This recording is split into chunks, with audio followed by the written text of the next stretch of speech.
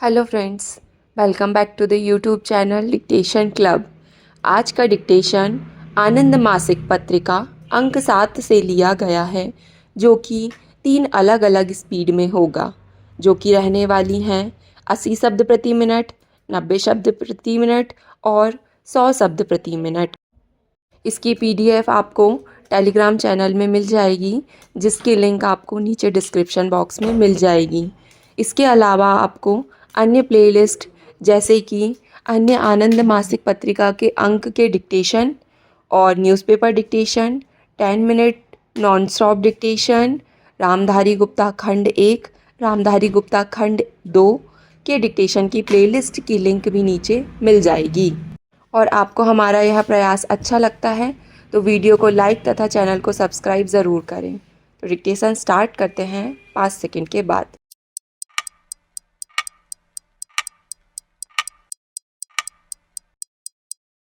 महोदय, इस समय हम जनसंख्या वृद्धि के जिस दौर से गुजर रहे हैं उससे विश्व की जनसंख्या में लगभग 9 करोड़ लोग हर वर्ष जुड़ रहे हैं। इस समय विश्व जनसंख्या 560 करोड़ है।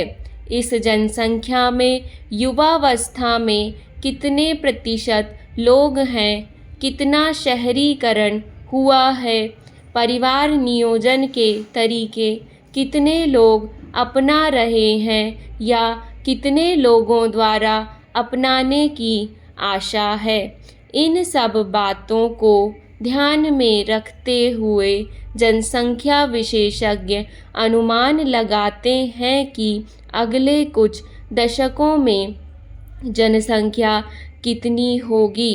फिलहाल इस बारे में जो सबसे विश्वसनीय आंकड़े उपलब्ध हैं उनके अनुसार तेज़ी से बढ़ती हुई विश्व की जनसंख्या वर्ष 2025 में 850 करोड़ तथा 2050 में लगभग 1000 करोड़ तक पहुंच जाएगी।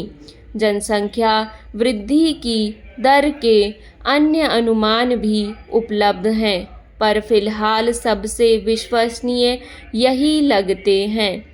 आज जब हम विश्व से भूख, बेकारी और पर्यावरण विनाश की समस्याओं को व्यापकता से देखते हैं तो भविष्य के बारे में चिंता होनी स्वाभाविक ही है।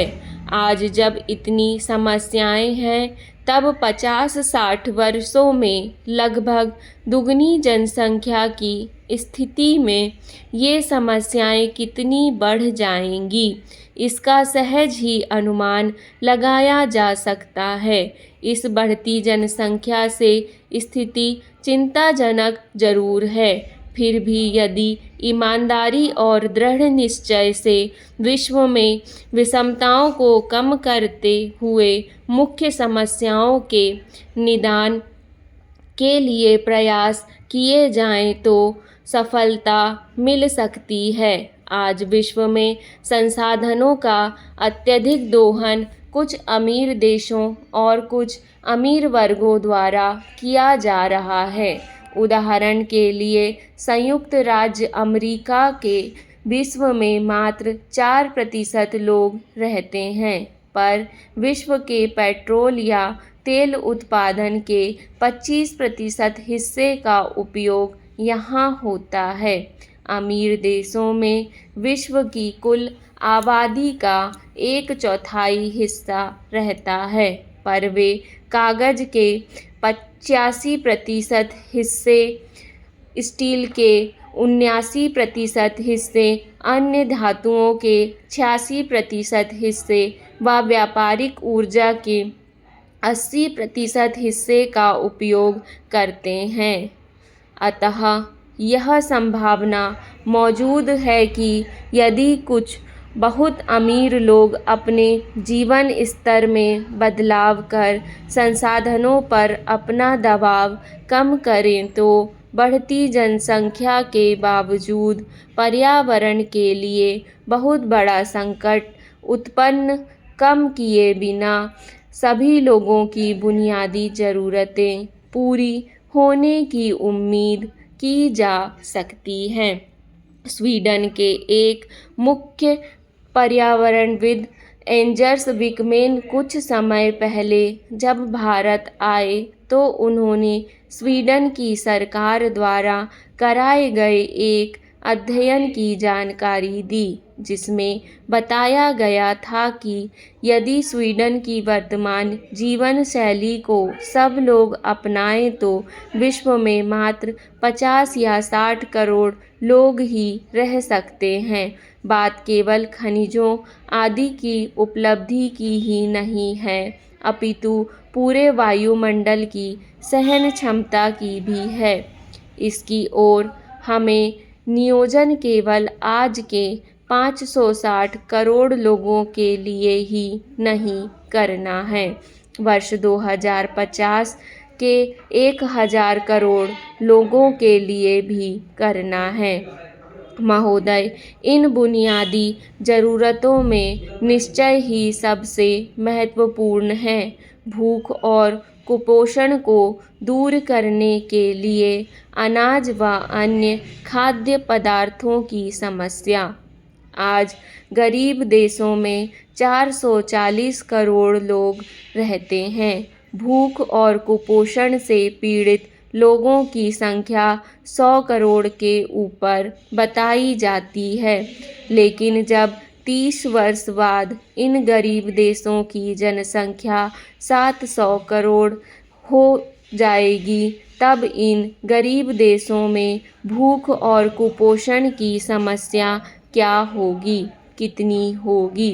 सबके पेट भरने लायक और कुपोषण दूर करने लायक अनाज व अन्य भोजन सामग्री विश्व के बाजारों में उपलब्ध होगी।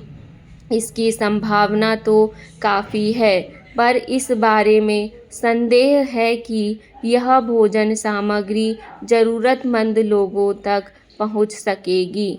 विश्व स्तर पर कृषि में उपजाऊ मिट्टी के नष्ट होने, भूजल के लुप्त होने जैसे अनेक संकट मंडरा रहे हैं, लेकिन आधुनिक तकनीक, विशेषकर जैव तकनीक के माध्यम से कम समय में उत्पादकता तेजी से बढ़ने की संभावनाएं नज़र आ रही हैं। जैव तकनीक पर कुछ विशालकाय कंपनियों का नियंत्रण भी बहुत हो चुका है, अतः एक संभावना यह भी है कि खाद्य फसलों में वृद्धि तो होगी, पर ऐसे तौर तरीकों से जिसमें परंपरागत अपेक्षाकृत छोटे स्तर के किसानों की विशेष भूमिका नहीं होगी। यहाँ तक कि कुछ कृषि उत्पादों के कृत्रिम विकल्पों की प्रयोगशाला स्तर पर बनाने के प्रयास भी आगे बढ़ रहे हैं। बेहतर स्वाद के लिए उपयुक्त होने वाला वनीला खाद्य पदार्थ का रासायनिक विकल्प प्राप्त कर लिया गया है तथा रबर के विकल्प खोजने के प्रयास हो रहे हैं, किंतु वास्तविक आवश्यकता तो कृषि उत्पादकता बढ़ाने के उस रास्ते को अपनाने की है जिसके साथ छोटे किसानों के हित जुड़े हों। छोटे किसानों के खेतों में ही ऐसे सुधार हों जिससे बढ़ती जनसंख्या के लिए पर्याप्त खाद्य पदार्थ मिल सकें।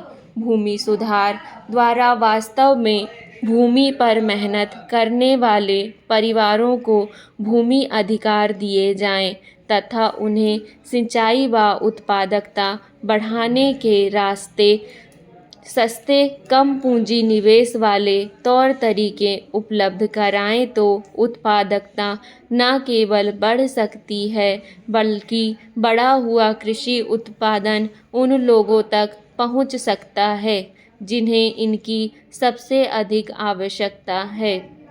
उद्योगों में भी विश्व स्तर पर उन प्रवृत्तियों के जोर पकड़ने की संभावना है जो लोग मशीनीकृत तकनीकों का उपयोग करती हैं। जापान में जिस तरह कुछ उद्योगों में रोबोट तकनीक ने जोर पकड़ा है, वह आने वाले दिनों का संकेत है कि किस हद तक मशीनें मजदूर को विस्थापित कर सकती हैं। वैसे भी पिछले कुछ वर्षों से रोजगार रहित उत्पादन वृद्धि की शिकायतें विश्व के विभिन्न देशों से मिलती रही हैं।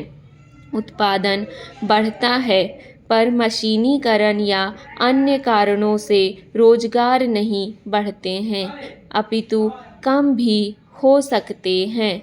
उत्पादन बढ़ता रहे तो उसे खरीदने के लिए व्यापक स्तर कर क्रय शक्ति न बढ़ सके तो इससे देर सवेर आर्थिक संकट अवश्य बढ़ेगा।